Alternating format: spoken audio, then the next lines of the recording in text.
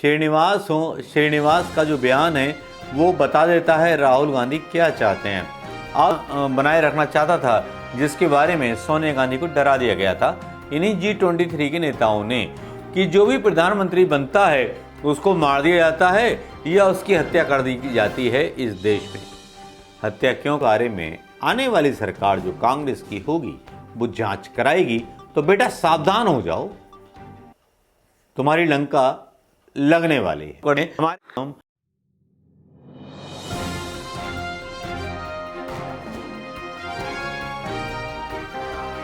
दोस्तों नमस्कार, मैं मनोज शर्मा एक बार फिर आजाद हिंद आवाज के लिए। भाई लेट टाइम न्यूज आ गई है कि बहुत सारी KIYC जो है ना तो मीडिया की दाल गलने देगी ना G23 के नेताओं की दाल गलने देगी, क्योंकि भाई यहाँ ऐसा हो गया कि जो कबाड़ा कर दिया G23 के उन नेताओं का जिनको कांग्रेस ने बहुत एहसानों से नवाजा था।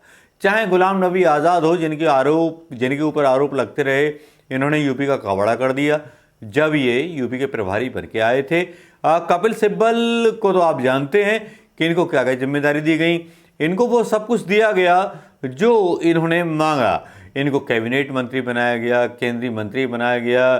क्या क्या ना दिया कांग्रेस ने इनको, बस क्या क्या ना लिया सोनिया गांधी और राहुल गांधी ने। उस बात को समझिए, राहुल गांधी ना तो प्रधानमंत्री के लिए मतलब अपना दावा पेश किया, ना सोनिया गांधी ने अपना दावा पेश किया।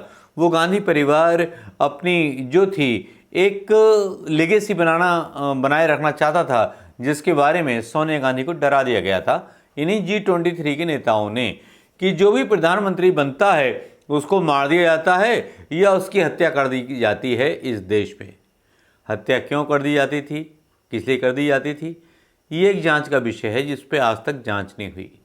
इंदिरा गांधी जी की हत्या क्यों हुई, राजीव गांधी जी की हत्या क्यों हुई, उसके ऊपर उनके हत्यारों से मिलने प्रियंका गांधी और राहुल गांधी दोनों पहुंच जाते हैं। एक संवेदनशील क्षण होता है।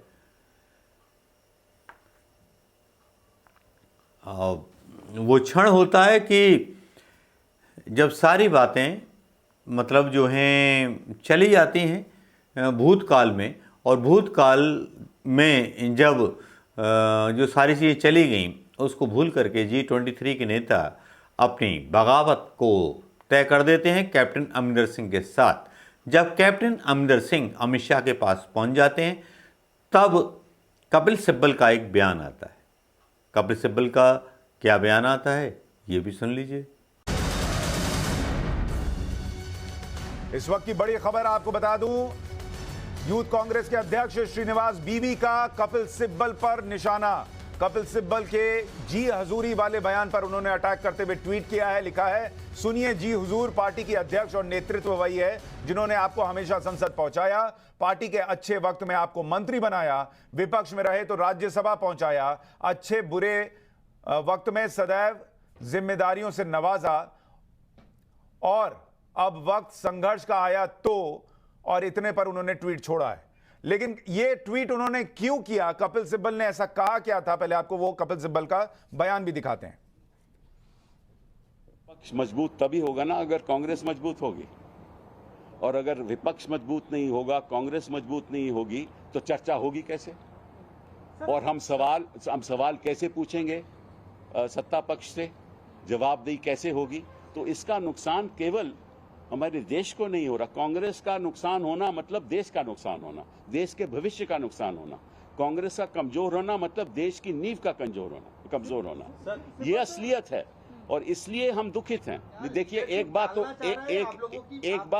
बात तो स्पष्ट है, हम जी हजूर 23 नहीं है, ये तो बात स्पष्ट है, ठीक है ना। हम अपनी बात रखेंगे और रखते जाएंगे, और जो अपनी मांगे हैं वो हम दोहराएंगे।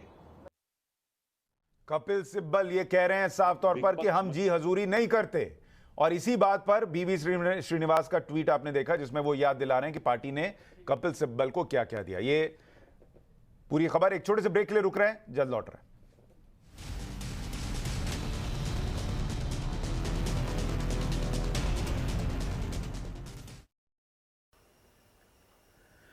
कपिल सिब्बल का बयान आने के बाद श्रीनिवास के बारे में मीडिया न्यूज़ एक खबर चलाता है जिसमें वो आईना दिखाते हैं कपिल सिब्बल को और बहुत बुरी तरह आईना दिखाते हैं श्रीनिवास। एक तरह से श्रीनिवास जो हैं आईवाईसी के अध्यक्ष, और आईवाईसी जिस तरह से एक्टिव हो गई है आजकल भारत में, इंडिया में, इससे पहले कभी एक्टिव नहीं थी। लेकिन श्रीनिवास बाकी हिम्मत जज्बा के साथ आगे बढ़ कर के ये बयान आपने सुन लिया होगा श्रीनिवास का।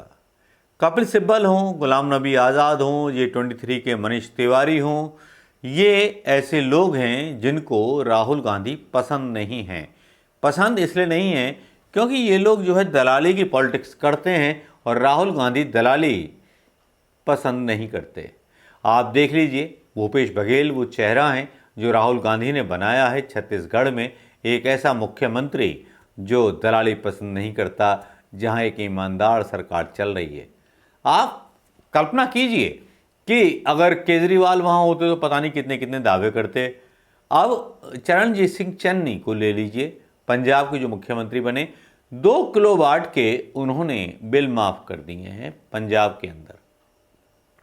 ये है कांग्रेस की वो नीयत, कांग्रेस की वो सरकार जो राहुल गांधी चाहते हैं कि हर स्टेट में चले। वहाँ आम आदमी की सरकार होनी चाहिए, आम आदमी की परेशानियों का हल होना चाहिए।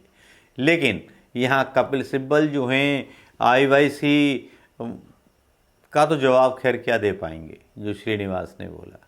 लेकिन कपिल सिब्बल का क्या योगदान है, G23 नेताओं का क्या योगदान है, कौन से आंदोलन में इनका हाथ है, मैं एक सवाल G23 के नेताओं से पूछता हूँ।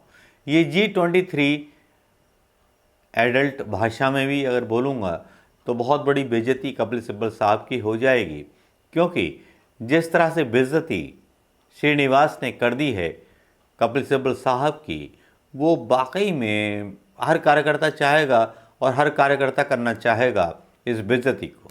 इसके बाद कांग्रेस से सफाया तय है श्रीनिवास की इस इंसल्ट के बाद, क्योंकि जो भी बात होती है वो पहले से तय हो जाती है और हमें पता होता है कि क्या होने वाला है।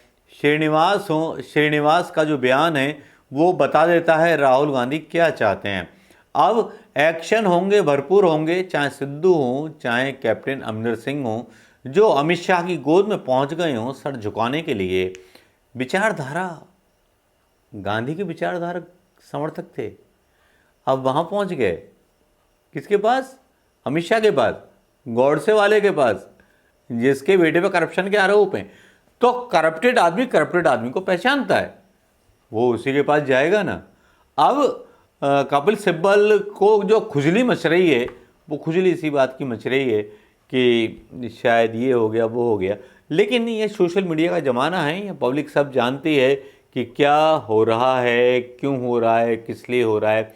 तो कपिल सिब्बल ने जो जुबान खोली है उसे G23 नेताओं का लालच और भ्रष्टाचार खुल गया है। इन्होंने जमकर भ्रष्टाचार किया सोनिया गांधी और राहुल गांधी के 2014 में सत्ता में रहते हुए, मनमोहन सिंह की सत्ता में रहते हुए इन्होंने ब्लैकमेल किया। अब राहुल गांधी के सामने, एक ईमानदार नेता के सामने इनकी दाल नहीं गलने वाली, इसीलिए अब उल्टे सीधे बयान कैप्टन अमरिंदर सिंह के बाद ये दे रहे हैं।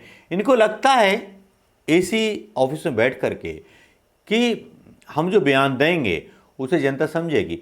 कपिल सिब्बल साहब और G23 के नेताओं, तुम जैसे चूतियाओं को जानता कौन है? तुम्हें कोई नहीं जानता, तुम लोग मूर्ख लोग हो।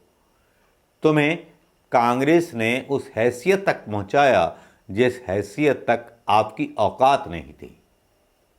आपके बारे में तो ईडी आईडी के छापे पड़ने चाहिए थे, लेकिन G23 किसी नेता के पास ईडी आईडी के छापे नहीं पड़े, क्योंकि आपके पास बड़ी बेनामी संपत्ति है जिसके बारे में आने वाली सरकार जो कांग्रेस की होगी वो जांच कराएगी। तो बेटा सावधान हो जाओ, तुम्हारी लंका लगने वाली है। लेकिन श्रीनिवास ने जिस तरह से बयान दिया वो सीधी सीधी बात है कि वो दिखाता है कि G23 के नेताओं से दूरी राहुल गांधी के समर्थकों ने बना ली है। दोस्तों वीडियो कैसा लगा? अगर आपको अच्छा लगा हो तो शेयर करना मत भूलिएगा। नमस्कार, जय हिंद।